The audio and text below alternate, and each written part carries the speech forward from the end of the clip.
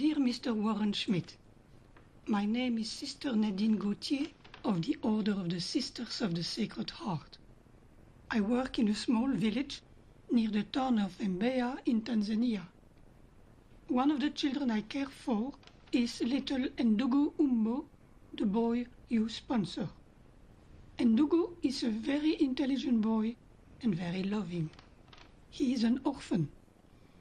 Recently, he needed medical attention for an infection of the eye, but he's better now. He loves to eat melon and he loves to paint. Ndugu and I want you to know that he receives all of your letters.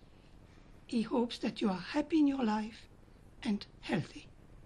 He thinks of you every day and he wants very much your happiness.